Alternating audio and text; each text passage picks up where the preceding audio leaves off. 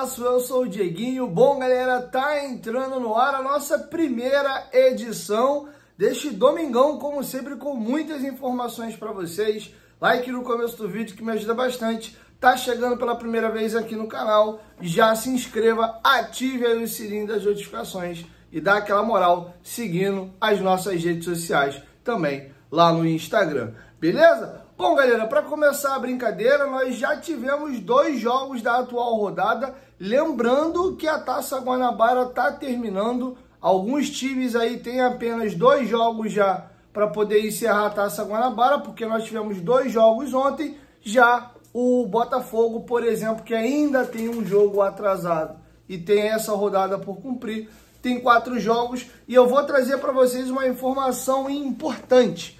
Se o Campeonato Carioca de 2025 mantiver a média de pontuação das temporadas anteriores, o Vasco precisa de 2 vitórias e um empate aí para poder garantir minimamente a pontuação que tem sido necessária nos últimos anos. Se quiser classificar com tranquilidade, vencendo as 3 partidas, está dentro. Lembrando que o Vasco pega o Sampaio Corrêa fechando a rodada amanhã, 8 horas da noite. Mas nós temos jogos hoje. Dos 3 jogos que o Vasco tem por fazer, só um é contra pequeno. Os outros 2 são clássicos contra os grandes do Rio de Janeiro. Um contra o Flamengo e o outro contra o Botafogo. Inclusive, o jogo atrasado entre Flamengo e Botafogo vai acontecer nesta quarta-feira agora. Eu vou trazer para vocês aqui alguns cenários, beleza? Vamos pegar o recorte dos 4 últimos anos.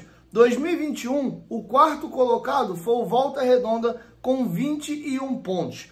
2022, o Botafogo foi o 4º colocado com 20 pontos. 2023, novamente o Volta Redonda com 20 pontos foi o 4º colocado. Ano passado, o 4º colocado foi o Fluminense com 21 pontos. Então, entre 20 e 21, dando uma média aí de 20 pontos e meio. Mas eu acho que esse ano a nota de corte vai ser um pouquinho mais baixa. E eu explico por quê. Os grandes estão pontuando bem menos do que nos anos anteriores. E a priori, o único pequeno aí que de fato embalou e vai roubar a vaga de um grande é o Volta Redonda. Tá passando para vocês a classificação atualizada na tela. E aí eu vou fazer com vocês aqui algumas observações. Volta Redonda tem 16 pontos e joga na rodada. Pega aí a equipe do Nova Iguaçu em casa. O Nova Iguaçu que está tentando lutar para se classificar também. Sendo que o Volta Redonda tem 3 jogos por fazer. O Flamengo já jogou na rodada, empatou ontem em 0-0 com o Fluminense. Tivemos também Boa Vista e Portuguesa empatando em 2-2. O Flamengo tem 14. Se vencer o Botafogo no jogo atrasado, pula para 17. Perdendo, mantém-se com 14. E empatando, pula para 15. O que eu acho que a gente vai ver no encerramento dessa atual rodada aqui? O Botafogo deve vencer o Madureira e vai pular para 15 pontos. O Vasco vence o Sampaio Corrêa, pula para 16. O Flamengo vai ter uma queda ali para 14 pontos. E aí o que vai acabar acontecendo? Segunda-feira o G4 deve fechar com Volta Redonda 19, vencendo o Nova Iguaçu ou empatando, 19, 17 pontos.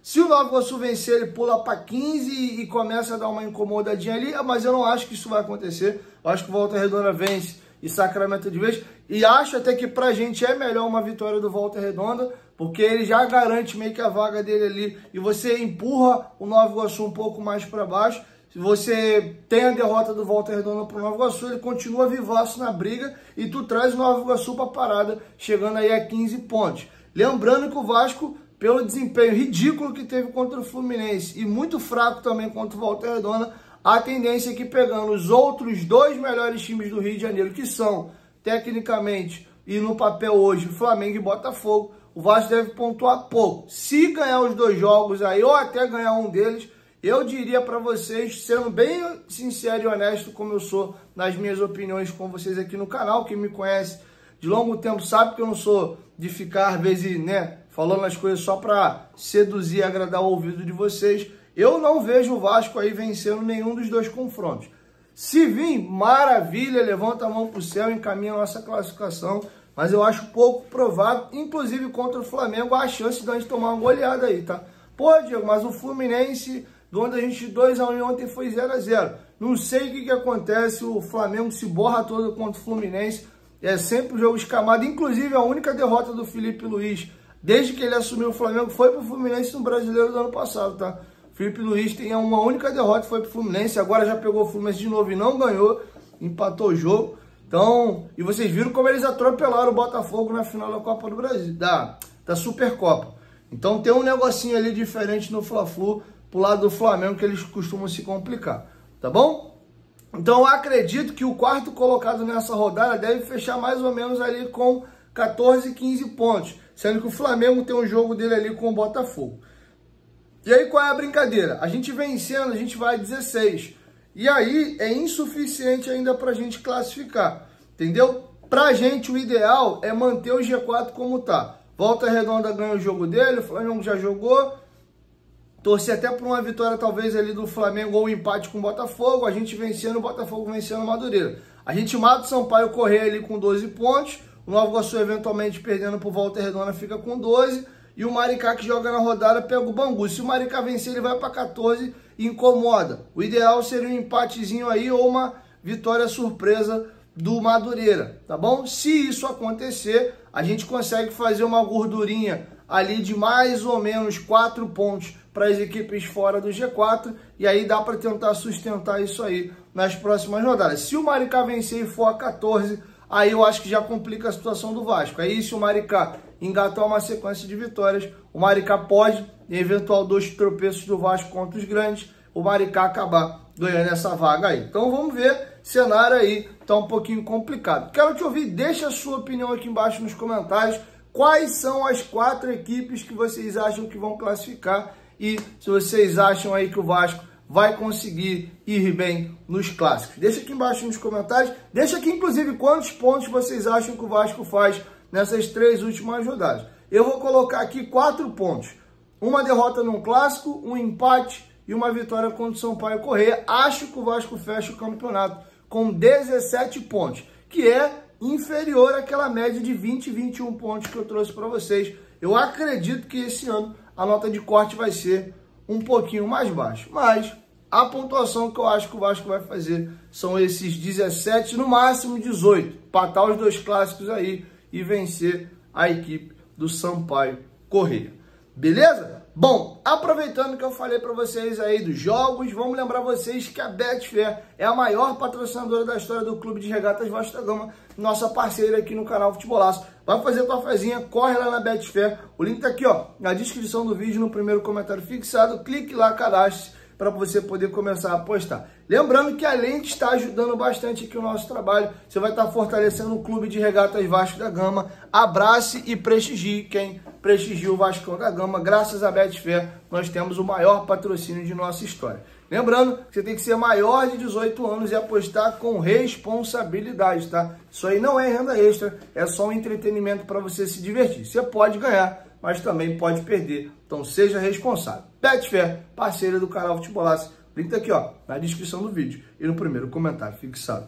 Bom, sobre Pablo Verratti, foi publicado já no BID da CBF e o novo contrato do Verratti já é oficial. O Verratti teve seu vínculo estendido agora de maneira oficial até dezembro de 2026. Como nós já havíamos informado aqui no canal, vai ter um salário fixo aí de 750, 760 mil reais, mais bonificações aí por metas atingidas, artilharias de campeonatos, títulos e etc. Então o Pirata, no mínimo, fica com os Gigantes da Colina até dezembro de 2026. Boa sorte aí ao Pirata e que ele continue honrando nossa Cruz de Malta.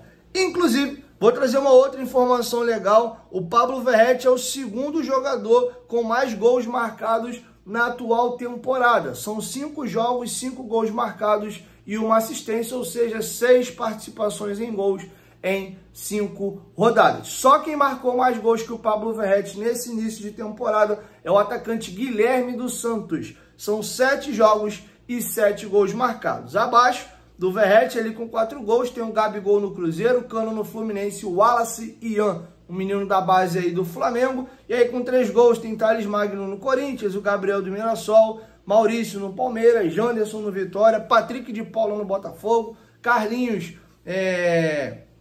que foi pro Vitória e estava no Flamengo, Lucheiro no Fortaleza, Pikachu também do Fortaleza, Lucas Moura do São Paulo e o Fabrício do Vitória. Esses são os maiores goleadores do futebol brasileiro no momento. E aí, te surpreendeu ver o nosso Piratinha nessa colocação? Quero te ouvir. Deixe a sua opinião aqui embaixo nos comentários. Agora, a gente vai falar de janelas de transferências e de negociações. Só para vocês aí que a Golcase é a nossa parceira aqui no canal Futebolaço. Fevereiro é mês de aniversário da Golcase, vai ter várias promoções correndo lá. Já corre aí, já usa o nosso cupom para você garantir o seu descontinho. Use o cupom GOVASCO, tem novidade no site. Dá uma olhadinha lá, lembrando que são produtos oficiais e licenciados. Vocês comprando, o Vasco ainda ganha royalties, tá? Inclusive, se quiser presentear um amigo, um primo, um parente, o aniversário de alguém, eles têm a linha exclusiva dos grandes clubes brasileiros, tá? Do Nordeste, de São Paulo, de Minas, do Sul. Então dá para você presentear aí, né, alguém no aniversário. Tem copo térmico a partir de R$ 119,90. Nós temos também garrafas térmicas, tá? Essa aqui é a nossa do tamanho de 890 ml, é a maior que nós temos. Nós temos também outras garrafas e outros modelos lá. Essa aqui é o modelo Fresh, nós temos um modelo Urban, que é uma garrafa um pouquinho menor, inclusive tá chegando para mim aqui, para me mostrar para vocês no vídeo. Nós temos também nossas capinhas de celulares, quem compra duas aí, leva 4, é a nossa promoção. Você ainda usando o meu cupom, você ainda ganha mais um descontinho. Então dá uma olhadinha lá no site da Golcase e com certeza alguma coisa você vai gostar. Ah, detalhe importante, início de ano, solzão, pô, a galera quer ir curtir aquela praia legal. É sempre bom ter aquela mochilinha para você carregar seus acessórios, ó. Mochila bem legal, dá para você ir para a faculdade, ir para o trabalho, ir para academia. O modelo dela é um pouquinho menor, você pode personalizar com o seu nome, aqui está o nome do canal. Não é só essa estampa, tem várias, beleza? Golcase, parceira do canal Futebolaço, use o nosso cupom para garantir o teu desconto aí. Bom, caminhando para a reta final, o presidente Pedrinho confirmou, numa mini coletiva que ele deu ali para os companheiros de imprensa, que o Vasco quer contratar de 2 a 3 atacantes e vai fazer isso até o encerramento da janela. No momento que eu gravo, nós estamos no dia 9 de fevereiro e a janela fecha dia 28 de fevereiro. Então nós estamos falando de mais ou menos aí 19 dias para o encerramento da janela, beleza? Então o Vasco tá aí no mercado e aí eu vou falar de alguns nomes. O Benjamin Garré, o próprio empresário do jogador, confirmou que o Vasco voltou à carga e tem sim interesse na contratação. Ele deu até essa informação para o companheiro Marcos Jacobson do Detetive Vasco, não quis abrir muita informação, lembrando que o Vasco já havia tentado contratar o Benjamin Garré no ano passado. O jogador que é revelado nas categorias de base do Vélez, se transferiu ainda para a base do Manchester City, isso aí em 2016, chegou o ano de 2020, a equipe do Racing comprou o jogador, pagando à época 2,25 milhões de euros, ele retorna ao futebol argentino já profissional, já adulto, e aí ele fica da temporada 20 até a 22 no Racing e é emprestado ao Huracan. Ele joga um ano no Huracan, volta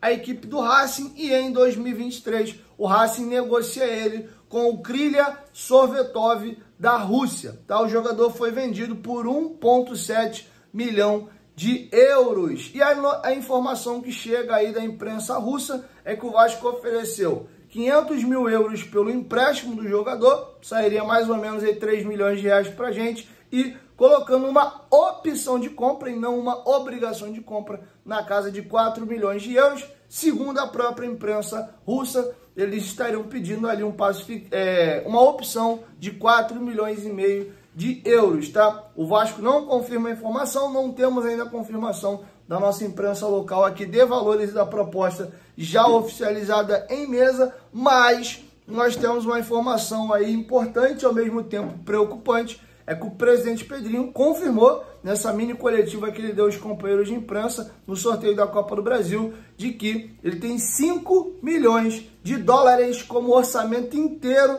para fazer contratações em 2025. Isso é muito pouco. Só o Bruma, por exemplo, era 7 milhões de euros. Já o menino lá do América do México, o Brian Rodrigues, era 7 milhões de dólares, ou seja, um único jogador está custando mais aí do que esse orçamento todo. Ele até deu uma explicada e teria que fazer um chique puxa ali de paga parte desse dinheiro esse ano e vai pagando parcelado o restante para também não queimar os 5 milhões de dólares todos para tentar negociar algum outro jogador. Não tem jeito. Como o Pedrinho quer manter essa questão da austeridade e fazer tudo dentro da régua orçamentária do Vasco, fica difícil contratar jogadores. O Rony está novamente aí pipocando no mercado nacional, já que a negociação com o Al Rayyan foi melada, eles não conseguiram fechar o negócio antes da janela ser encerrada e o Vasco voltou à carga. O Atlético Mineiro também está de olho na situação e o Vasco está tentando ali